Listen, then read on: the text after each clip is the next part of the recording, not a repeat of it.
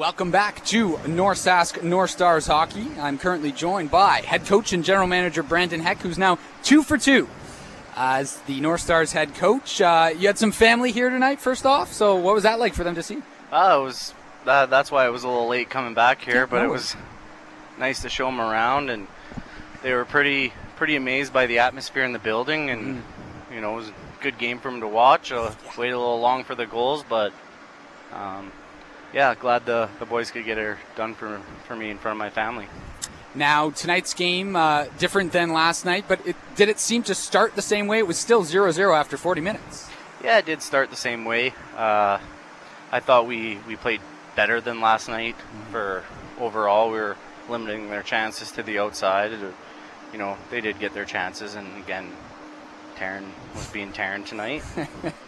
Must be nice. You said he's kind of a calming influence for you back there. I mean, this is, when we were talking about it on the broadcast, his shutout streak goes back. The team's shutout streak also goes back 4 straight games against Kindersley. Taryn has won 17 straight games going back to last season. So, how confident are you having him back there? Not confident now that you jinxed it, eh? So, no, so confident back there. I think it makes our team feel confident.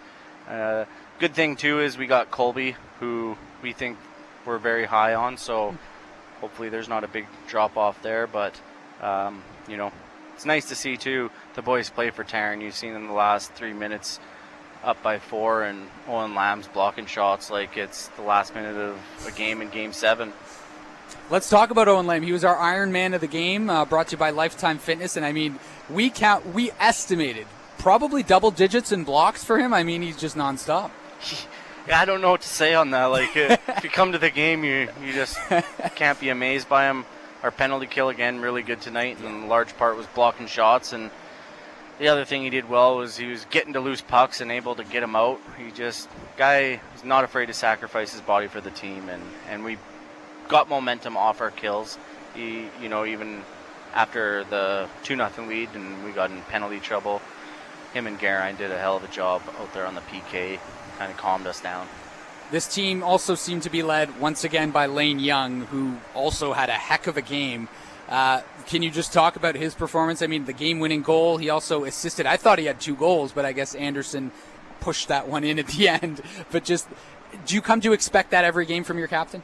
I do expect that from Lane. I think he's a player that's special, and with him, not to compare him to guys like Gretzky, but when they got that first one, they smell blood and they go harder for more almost, and he's got that in him. So awesome. Now, comparing this game to yesterday a little bit more, we said it started a little the same, but you said you guys played better.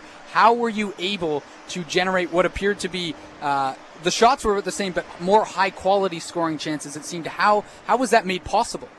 We shot the puck more, and were able to retrieve pucks that way instead of getting our cycle broke up. We had a game plan to come through the neutral zone. I thought yesterday they did a better job slowing us down through the neutral zone, and today we stuck with it. And, it showed in the third period. It was just, needed to keep believing in it for it to work out. Now, one thing we also talked about on this broadcast was, I hate calling it the fourth line, but it's the Sealski, Tibbetts, and Pfennig. We saw them out there on the penalty kill. We saw them out there after you lost Sinclair. It seemed to be more, but it seems to be a very good working fourth line that can score. And I think that's the biggest thing you were talking about with depth. What do you like the most about that line so far? We haven't let in a goal in 2 games, so obviously they're responsible out there. They're, all 3 of those guys work hard. They work efficient. They play through the middle of the ice, and again, they're willing to take hits to make plays to get pucks out, and they bought into their role. Now, you did lose Sinclair for about half this game after the checking from behind penalty. What do you do in that situation with shortening your bench? You seem to put Young out a lot, just double shifting him. Is that kind of what you did? Yeah, I just moved him. He played 2 lines, and it sparked our other line too. It sparked Urbanski and Anderson, who, picked it up in the second half of the game once it did happen. So that was good to see how they responded with that and got, energy and big goals for us. And then lastly, next week, it's quite the team. I'm assuming, haven't seen them yet this year, but coming to town in the Estevan Bruins. They also have started their season 2-0. What will you start looking at video of them from last year, or how do you kind of prepare for what is sure to be a high-scoring team yet again?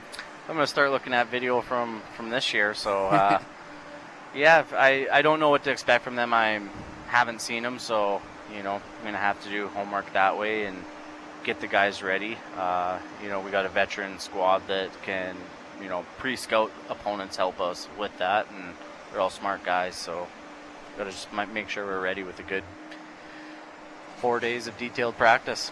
Perfect. Thank you so much for joining me, and congrats again, 2 for 2.